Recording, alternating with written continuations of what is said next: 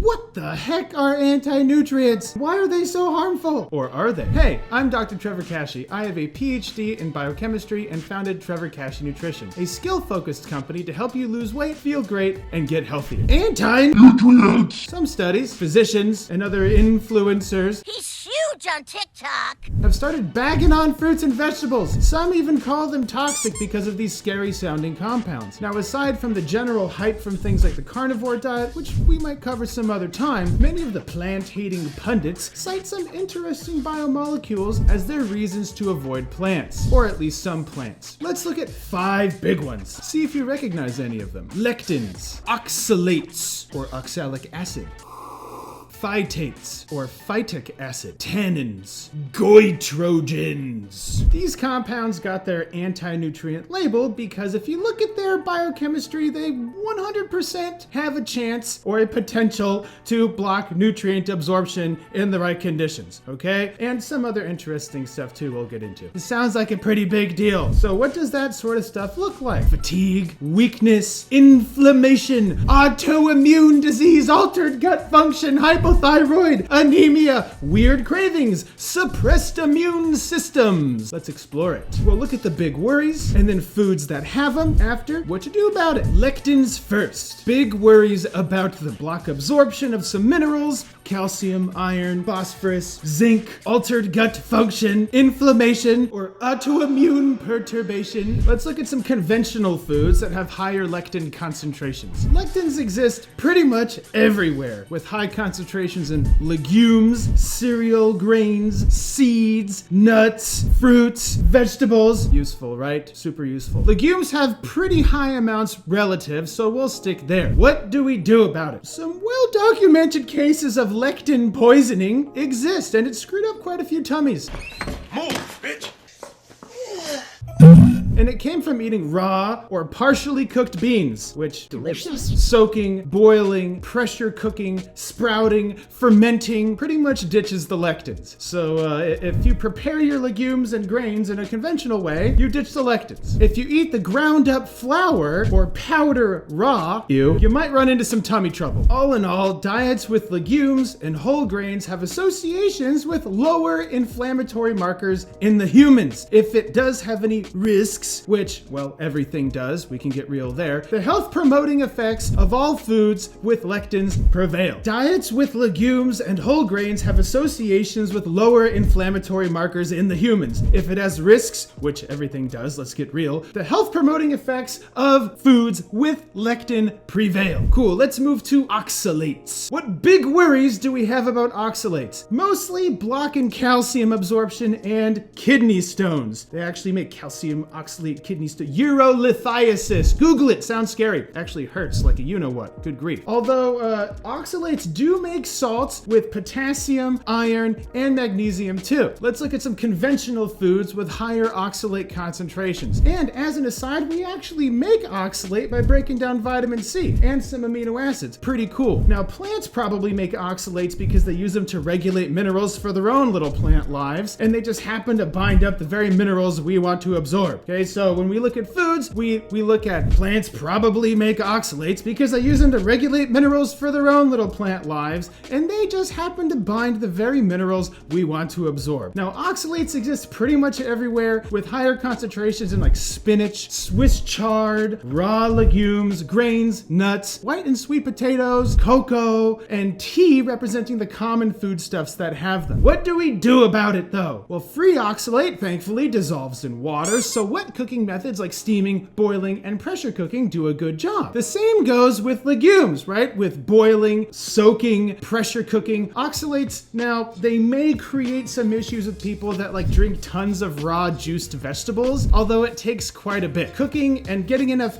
calcium and potassium, though, they cut down on oxalates or potential issues that it would cause anyway. So these foods, again, that have oxalates in them have a variety of protective and helpful compounds that outweigh possible negatives. Goitrogens. Big worries about goitrogens. Thyroid problems. A goitrogen broadly refers to any compound, plant or not, lots of different goitrogens, okay, interfere with thyroid function, increasing risk of goiter, etc. Now, conventional foods with higher goitrogen concentrations, really pointing the finger at brassica vegetables or cruciferous vegetables, have the most fame here. Think broccoli, Brussels sprouts, cabbage, cauliflower, collard greens, kale, turnips. Although, it turns out these foods also have other things promoting health too. So what do we do about it? Well, like the other compounds, cooking does lower the goitrogen count, okay? And it may also lower the counts of other useful stuff too. Cooking does that, all right? Some of the flack about this came, goitrogens that is, some of the flack came from animal studies, like with rabbits, where they just fed them 100% cabbage for their little rabbit lives and they developed goiter, okay? Ew.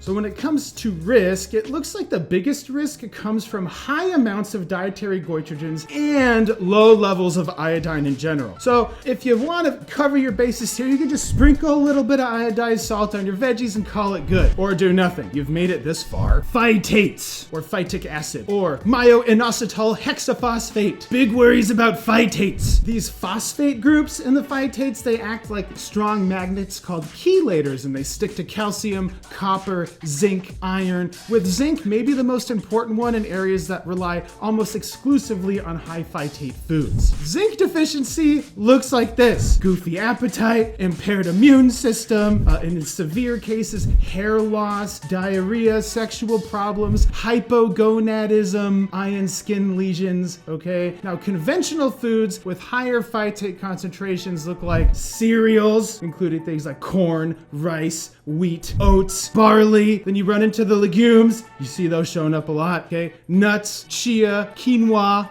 okay? It kind of works like a storage chest for plant phosphorus and has antioxidant properties for seed germination. So these things do play a role in the plant. It just so happens it might block some of the useful stuff we want to absorb too. What do we do about it though? Back to food prep. So processing techniques, also known as cooking, okay, such as soaking, fermentation, sprouting, germinating, and cooking in general, right, significantly alter phytate content in grains and legumes, allowing for an increased mineral availability. Overall, by consuming a diet with many colorful plants and other foods, the benefits of phytate-containing foods really exceed potential issues. The solution to pollution is dilution. Say that in the chemistry circle sometimes. But really, variety does you good. Tannins. Big worries about tannins. Iron deficiency anemia, which looks kind of controversial at best. It does bind minerals like iron, copper, and zinc. We looked over at zinc deficiency a minute ago, so iron deficiency anemia looks like fatigue, weakness, pale skin, cold hands and feet, brittle nails, weird cravings. Again, iron deficiency anemia, easy to test for at least. Now, conventional foods with higher concentrations of tannins. You ever drink tea brewed too long? Earl Grey. And you get that sort of, like that weird dry sort of sensation? Tannins. Same thing with wines. Popular ones include catechins. Somewhere in the complex chemical name, you might see catechin in there, and which you might see floating around in some dietary supplements because they have interesting implications for health. You might see them on a label of a supplement that has green tea extract in it. Nuts, lots of fruits, grapes, apples, apricots, plums, cherries, pears, berries, legumes. You see those a lot on this list. They get a lot of hate. What do we do about it though? Meh. Most of the tannin foods we eat raw, except for the wine and tea, and foods with lots of tannins in them, they just correlate too highly with a lower risk of health problems. The slightest risk of the iron stuff may play out in areas of the world where they rely almost exclusively on staples with high concentrations of tannins. The same goes for pretty much all the other anti-nutrients too, by the way. So when we glom all of this stuff together, we wanted to see if we had anything serious to consider with the most popular anti-nutrients, okay? Even if they bind up essential nutrients, which, in test tubes they do, okay? And they might interfere with organ function functions does it play out in real life? So let's wrap it up with these 3 big points. So for this overall conclusion now, of the compounds that we looked at, some of them do interesting things when 1, they get consumed in huge amounts for a long period of time, and 2, get consumed in isolation. So like getting too much of anything in food, you'd have to really go out of your way. Maybe someone would do it to prove a point, which congratulations. You can also lose weight with a Twinkie only diet. Big deal. Miserable, by the way. Big point number 2. Plant foods have benefits beyond vitamins, minerals, and calories because of compounds we broadly call phytonutrients. Some of them may even counteract the effects of these so-called anti-nutrient compounds. Pretty cool. Last, number 3, maybe the most important too. When we look at how people have prepared these foods throughout history and today, it takes care of any of these potential issues as a side effect, okay? Same with meat. We can get nutrients from raw meat. We also know to prepare meat in specific ways before eating it. Now, although plant foods still have a different set of preparation standards, it does help to draw this parallel between them. Food preparation does increase safety and nutrient absorption and overall health in the long term. And as a bonus learning point, having a diet with a wide variety of foods covers your bases and fills your gaps pretty much on accident. Preparing food, again, makes it safer to eat and makes nutrients more accessible. We make up for nutrients lost in food preparation by eating a variety of foods. Pretty common sense stuff. If you enjoyed this video, hit the subscribe button and the notification bell so you know when new videos come out, and I've got more videos for you to watch here. See you next time.